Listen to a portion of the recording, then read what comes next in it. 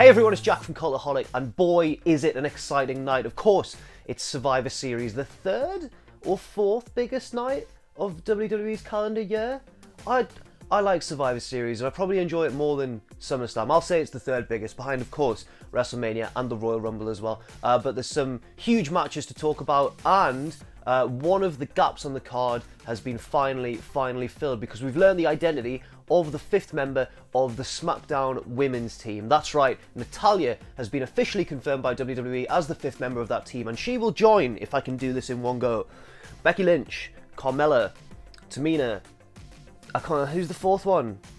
Oh no, it's Naomi. She's only won the bloody championship at WrestleMania, but no, just forget about her, Jack, I guess. Natalya has been confirmed as the fifth member of that team, which has put an end to a lot of speculation online that it was going to be someone like maybe Paige, which I never really thought made too much sense, because obviously the rumours are that she's going to return to the Raw brand, and I don't think WWE would change their plans so drastically. But, as Sam pointed out before we started rolling, Paige could well get involved in some capacity, maybe running in during the match, a big return. She hasn't been seen for over a year, of course. Also, another one of the rumoured names was Shayna Baszler, the runner-up of the inaugural Mae Young Classic, but again, that's been put to bed because it is Natalya, which is kind of the obvious choice, and the choice that Meltzer and everyone was reporting, and the choice that makes the most sense, because she lost the belt to Charlotte, and then she's been replaced in the champion versus champions match by Charlotte, and then it makes sense that Natalya would take Charlotte's place on the team. But at the same time, I guess you could say it's a bit, like, it's not a big surprise, but Natalya is a very solid wrestler, technically superb, and I'm sure she'll do great in the match. Some unfortunate news now. First of all, I should point out that if you haven't yet watched NXT TakeOver WarGames, there are spoilers. I'm of course talking about, are you ready, the spoiler? Drew McIntyre, formerly known as Drew Galloway, of course, on the indie scene, and then formerly known as Drew McIntyre when he was in WWE, and then before that known as Drew Galloway again. Yeah, Drew. So yeah, McIntyre was defending his NXT Championship against Andrade Cien Almas, and apparently sustained a legit injury in that bout. Meltzer has pinpointed where he thinks the injury took place, right at the end of the match, just as Almas is about to give Drew the DDT off the turnbuckle. Apparently, McIntyre grabs the rope with his hand and his bicep, like, pops or something like that. It's some kind of arm-related injury.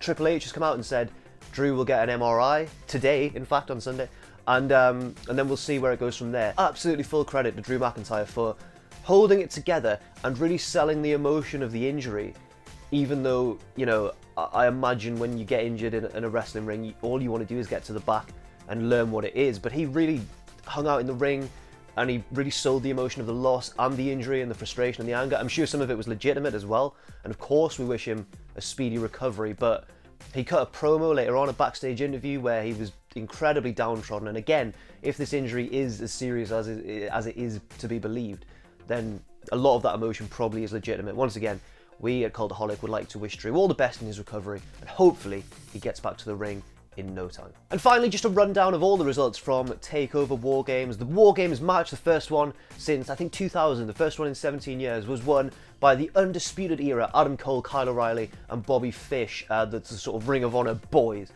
They defeated Sanity and the Authors of Pain and Roderick Strong. This match was crazy. Like, there was blood, there were weapons, there were high spots. It was all everything you'd expect War Games to be. It was carnage, and at the end of the match, everyone was just lying, sort of selling the destruction. It was like sort of an old school Hell in a Cell match in that way. It was brilliant. I really enjoyed it.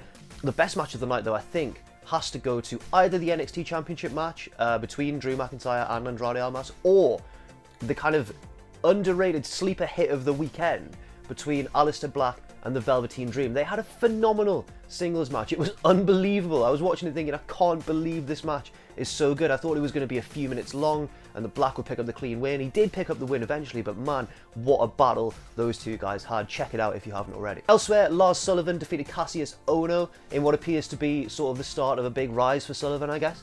He defeated him in pretty convincing fashion. And of course, Ember Moon is the new NXT Women's Champion, having won that vacant belt in a four-way match against Peyton Royce, Kairi Sane, and Nikki Cross. So thanks very much for watching. Stay tuned for all our Survivor Series coverage, of course. I'll personally be live tweeting from the Cultaholic Twitter account. Don't forget to follow us at Cultaholic. Ross will, of course, be doing WTF moments, and Ross and Pacini will be going head-to-head or hair-to-hair in a hair versus hair predictions contest.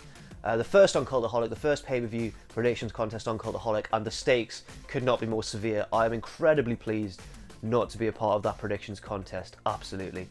Check out our Patreon if you enjoy what we do. There are a series of tiered rewards. And yeah, thank you very much for watching. Do not forget to join us. Never forget that. Never.